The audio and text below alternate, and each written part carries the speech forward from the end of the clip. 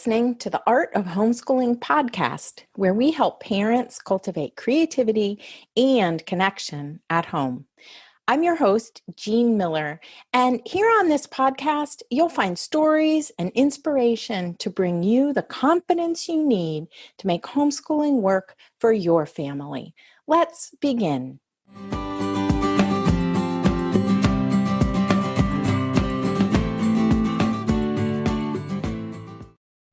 So have you noticed the social media trend lately asking the question, Mom, what were you like in the 90s? Every time I see one of those posts pop up, I find myself smiling. Maybe that's because my children grew up in the 90s.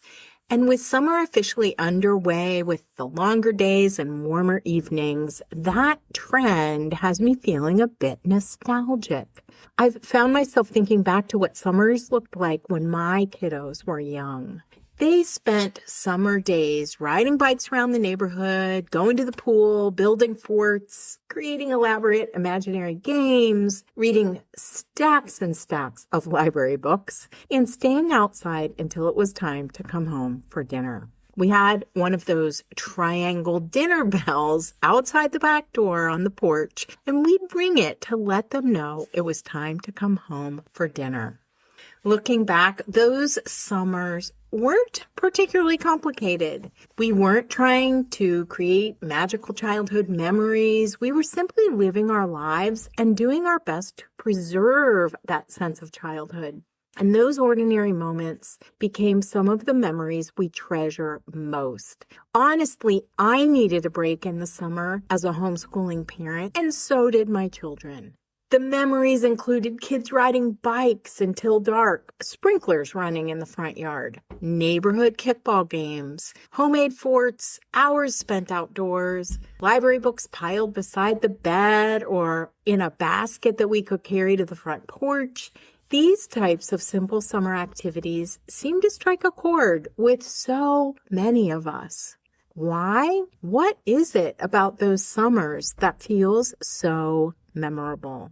Hi there, if we haven't met, I'm Jean, and welcome to the Art of Homeschooling podcast, where I help homeschooling parents create a personalized plan for their homeschooling life that is simple, creative, and doable so that you can homeschool with confidence. Just a quick reminder that you can find the show notes for this episode at artofhomeschooling.com/episode 263. And today, I want to explore why we're nostalgic for simple summers and why homeschoolers need a 90s summer. Now, before we begin, let me just say this isn't really about the 90s. Every generation has its version of the good old days. This isn't about wishing we could go backward. It's about paying attention to what made those experiences meaningful. Kim John Payne, the author of Simplicity Parenting, calls these golden moments, sweet memories of a time when we felt completely present in the moment and like our most secure, happy selves. When I think about the summers that I remember from my own childhood, as well as those of my 3 kiddos, what stands out isn't a perfectly planned schedule. It's the feeling, the freedom, the spaciousness, the sense of possibility, and I think that's what many of us are longing for today. When people describe summer in the 90s, they often mention things like playing with friends around the neighborhood, exploring the woods and creeks, catching lightning bugs in a jar, playing card games on the front porch during a rainstorm, reading books on a blanket in the backyard, making homemade ice cream, making up imaginary worlds, and spending hours outside. What strikes me about this is that very little of it was organized. There wasn't a curriculum or a checklist. There wasn't a carefully curated enrichment plan. There was simply time. Time to explore, time to imagine, time to become absorbed in something, time to be bored even. And that last one might be the most important. Boredom gets a bad reputation, I know. We tend to think of it as something we need to solve as the parent. But boredom is often the doorway to creativity. Unstructured time forces children to look inward rather than rely on outside stimuli like screens or adults for entertainment. It's the space where children begin asking, what could I do? When my children would ask that question, I would often reply with something like, oh, I know, you could go scrub the toilet. And off they would run to go find something to do. That question is incredibly powerful, and some of the best learning begins there, sparking creativity and imagination. I remember plenty of afternoons when my kids would announce that they were bored, and honestly, that was usually right before something interesting happened. Like a child gathers sticks and starts building something out of them, or a child creates an imaginary world, invents a game, disappears into a book. The boredom isn't the problem. It's beginning something that can be really hard. And when I look back on those nostalgic summer memories, I realize that many of them grew out of unstructured time, and we just need to allow for that short period of time where it's unknown. The best moments weren't scheduled, they just emerged.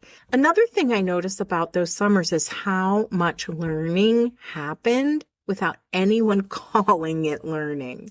Building a fort involves planning, problem solving, cooperation, and creativity.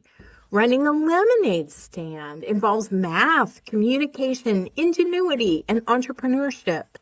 Exploring a creek involves observation, curiosity, and scientific thinking. Reading books all summer long develops vocabulary, comprehension, and imagination.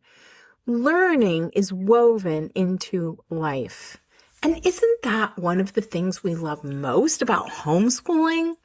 It's the understanding that education is bigger than actual formal lessons and worksheets. The learning happens everywhere. Childhood itself has value, and play is the way children learn. As homeschooling parents, it can be tempting to feel the pressure around summertime. I know, I've been there, and I spent some years making a plan, quote unquote, for the summer. That sense of pressure to keep up, to make memories, to fit in educational activities, to create the perfect summer. But when I think about the summers people are nostalgic for, perfection isn't what made them memorable. Most of those summers were probably quite ordinary at the time. Nobody was documenting every moment. Nobody was trying to optimize childhood or the learning. This feels especially meaningful to me right now because the day this episode is released is my mother's 91st birthday. And birthdays like that have a way of reminding us how quickly the years pass. Childhood summers don't last forever. What stays with us often are the simple experiences, the family stories, the traditions, the conversations, and the space. The ordinary days that somehow become meaningful when we look back on them years later. Summer has a way of creating those moments if we're willing to leave a little room for them. And perhaps that's what we're all longing for right now. Not perfection, but presence. Not more activities, more space. Not a perfectly curated summer, but an alive one.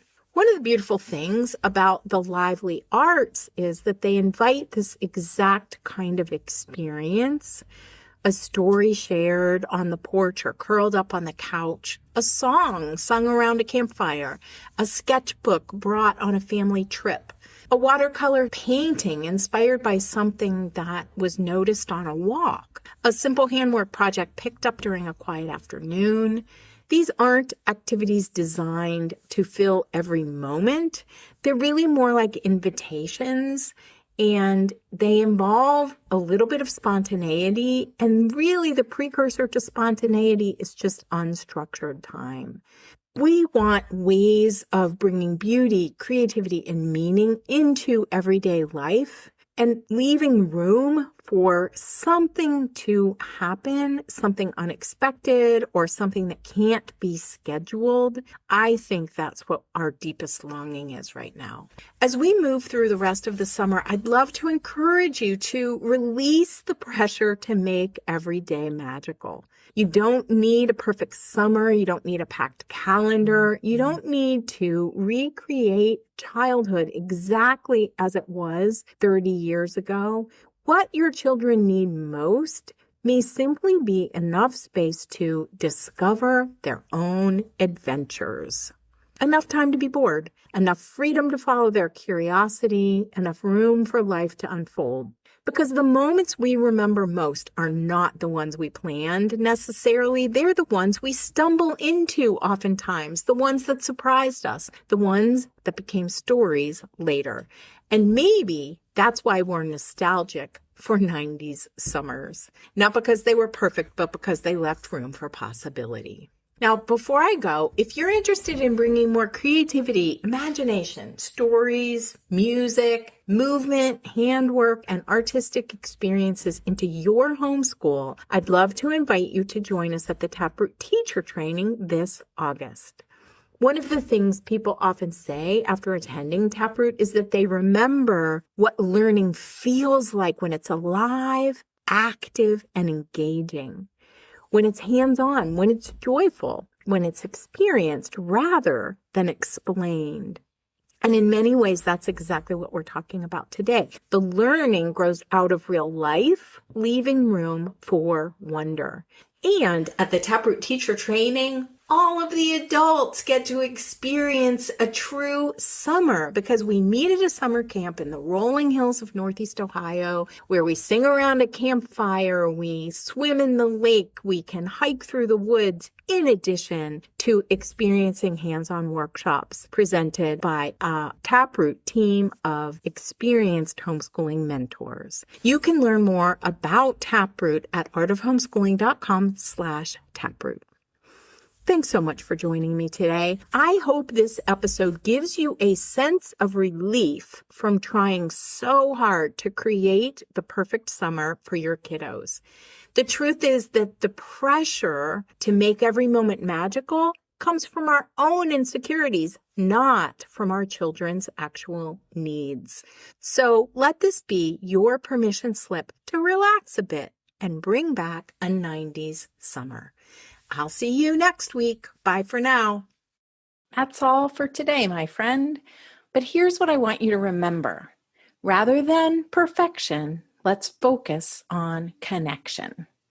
Thanks so much for listening, and I'll see you on the next episode of the Art of Homeschooling podcast.